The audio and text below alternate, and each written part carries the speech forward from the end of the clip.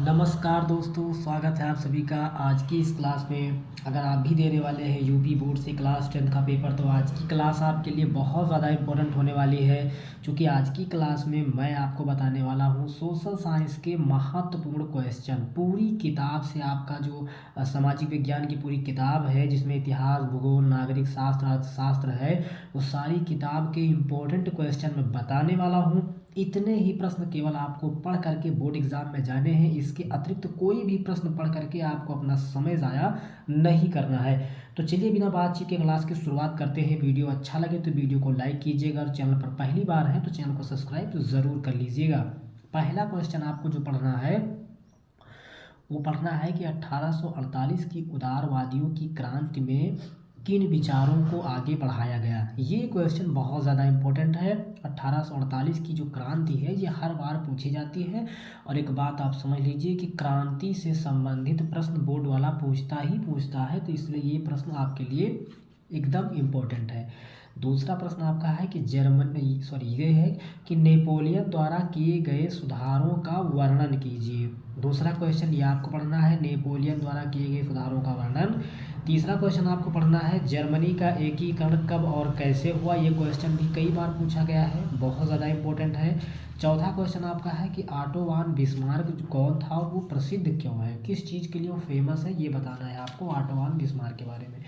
अगला क्वेश्चन आपका very very most important है, वियना संधि क्या थी, इसके प्रमुख उद्देश्यों और व्यवसायों का वर्णन कीजिए। वियना संधि बहुत ज़्यादा इम्पोर्टेंट है, ये कई बार पूछी जा चुकी है। अगला क्वेश्चन आपका है कि इटली के एकीकरण का प्रकाश या इटली के एकीकरण पर प्रकाश डालिए। इटली के एकीकरण के बारे में आपको बताना है।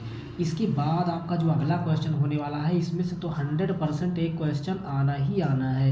निम्नलिखित पर टिप्पणी लिखिए। टिप्पणी लिखने के लिए तो क्वेश्चन 100% आता ही आता है, जिसमें 5 खंड हैं। जोसेफ मोसिनी है, काउंट कैमिलो द काबूर है, यूनानी स्वतंत्रता युद्ध है, कैम्फर्ट संसद है, और राष्ट्रवादी संघर्षों में महिलाओं की भूमिका है। 5 में से कोई एक हर बार आता है, 2 भी आ सकता है।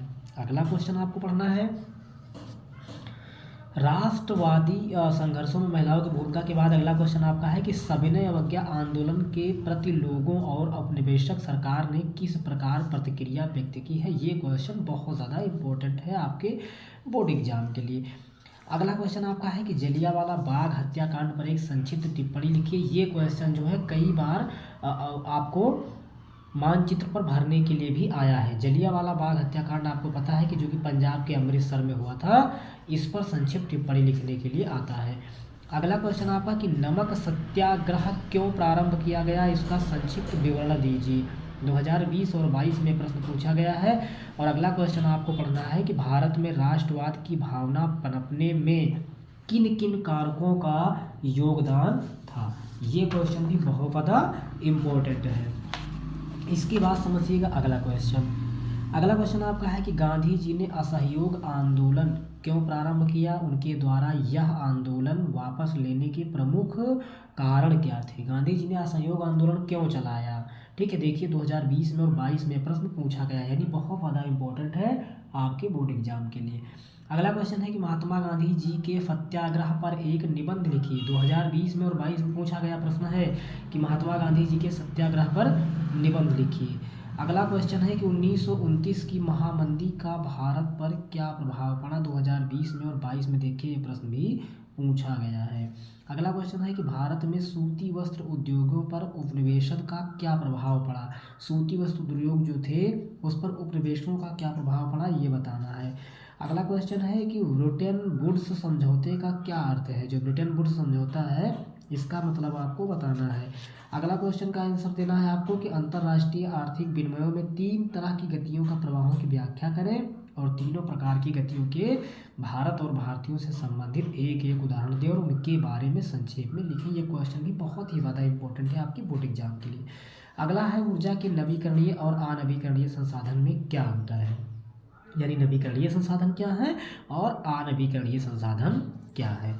अगला क्वेश्चन आपको पढ़ना है कि भूमि के ह्रास का क्या अर्थ है, भूमि ह्रास के उत्तरदायी कारण क्या हैं। ठीक, ये आपको लिखना है। अगला क्वेश्चन है जैव और अजैव संसाधन क्या होते हैं, उदाहरण दीजिए। यानी जैविक संसाधन क्या होते हैं और अजैविक संसाधन क्या होते हैं, इनके बारे में आपको बताना है। इसके बाद देखिएगा गाइस, अगला आपका इंपॉर्टेंट क्वेश्चन क्या है कि 1992 के संविधान संशोधन के पहले और बाद के स्थानीय शासन के दो महत्वपूर्ण अंतरों को बताइए। देखिएगा 2020 में, 21 में और 22 में प्रश्न पूछा गया है, यानी बहुत ज़्यादा इंपॉर्टेंट है आपकी बोर्ड एग्जाम के लिए। अगला क्वेश्चन है भारत में संघीय व्यवस्था की प्रमुख विशेषताओं का वर्णन कीजिए। ये क्वेश्चन भी 2020 में और 21 में पूछा जा चुका है। अगला है कि भारत की विधायिकाओं में महिलाओं के प्रतिनिधित्व की स्थिति क्या है। 2020 में और 22 में यह प्रश्न भी पूछा गया है। अगला प्रश्न है कि सांप्रदायिकता लोकतंत्र के लिए घातक है, दो कारण आपको बताना है। सांप्रदायिकता जो है वो लोकतंत्र के लिए किस प्रकार से घातक है, इसके दो कारण आपको देने हैं, दो रीज़न आपको बताना है।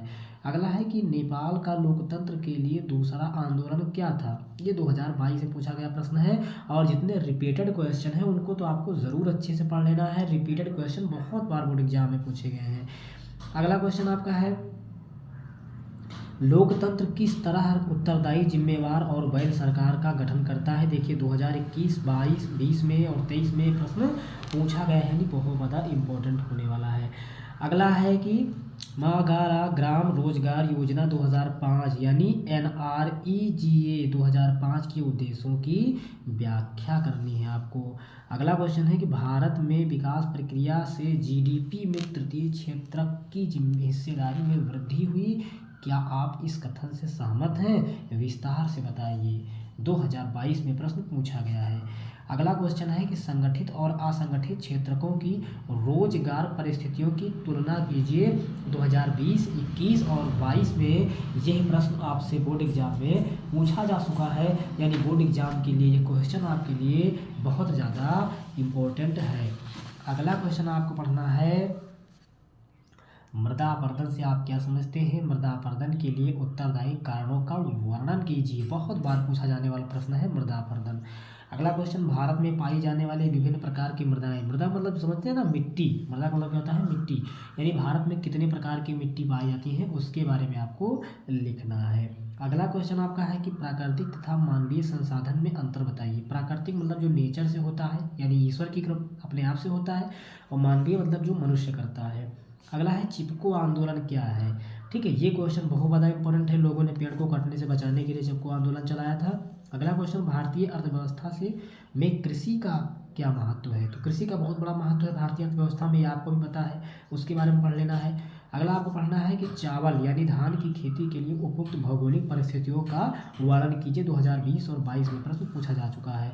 अगला क्वेश्चन है कि भारतीय कृषि ने खाद्य उत्पादन में घटती प्रवृत्ति क्यों प्रारंभ कर दी थी। ये क्वेश्चन पढ़ना है। अगला क्वेश्चन है कि भारत की मुख्य फसलों पर एक टिप्पणी लिखिए, यानी भारत में जो भी धान, गेहूँ है ना, इन सब की जो फसलें होती हैं उन पर टिप्पणी लिखना है। अगला क्वेश्चन है निम्नलिखित अंतर 30 शब्दों में बताइए। लौह और अलौह खनिज क्या होते हैं। भारत में संचार के साधनों का वर्णन कीजिए। ये हो गया। इसके बाद आपको जो अगला क्वेश्चन पढ़ना है वो पढ़ना है कि विदेश व्यापार विभिन्न देशों के बाज़ारों के एकीकरण में सहायक रहा है, इस कथन को आपको बता देना है। अगला क्वेश्चन है कि वैश्वीकरण से आप क्या समझते हैं। वैश्वीकरण की प्रक्रिया में सहायक कारकों का वर्णन कीजिए। 2020, 21 और 22 में प्रश्न पूछा गया है। अगला क्वेश्चन आपका है कि भारत में उपभोक्ता आंदोलन की शुरुआत किन कारणों से हुई, इसके विकास के बारे में बताइए। तो ये थे गाइस आपके पूरे सोशल साइंस का इम्पोर्टेंट क्वेश्चन।